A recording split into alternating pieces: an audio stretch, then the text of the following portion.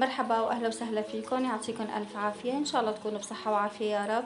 اليوم رح نعمل مع بعض طريقه تحضير مربى الفريز مع كافه الخطوات وكيف ينجح معنا وكيف ما شاء الله نحصل على هاللون الحلو بلا ما نشتري جاهز مليان مواد حافظه ملونات. حبايبي خلينا نروح على المكونات وطريقه التحضير.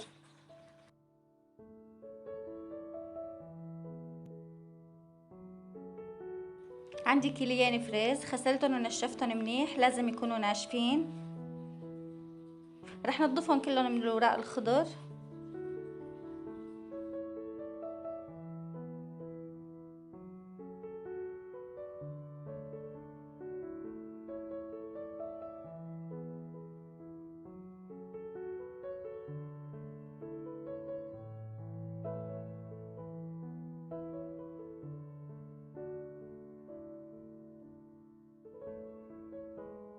انا بدي اعمل نوعين، نوع صحيح ونوع مقطع. الحبة الكبيرة رح اقطعها والصغيرة رح خليها صحيحة.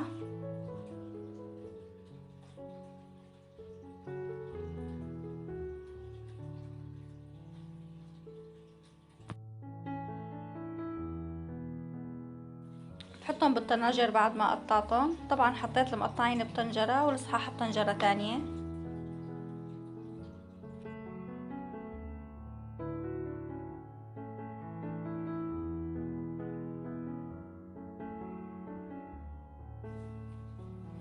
كل كيلو فريز بده كيلو سكر. بحط السكر فوق الفريز وبقلبهم منيح.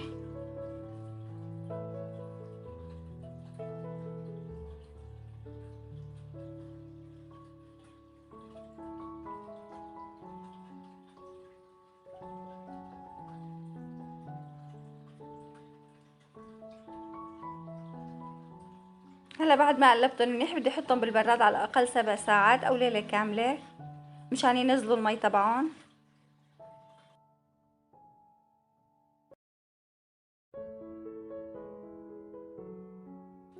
بعد ما مر ليلة كاملة طبعا انا كنت حاططهم بالبراد، شوفي كيف نزلوا المي تبعهم.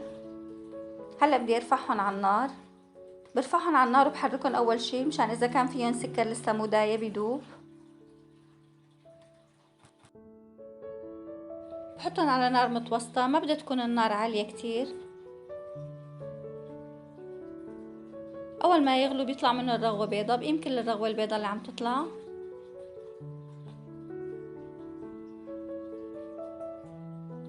كل ما طلعت الرغوة برجع بقيمها.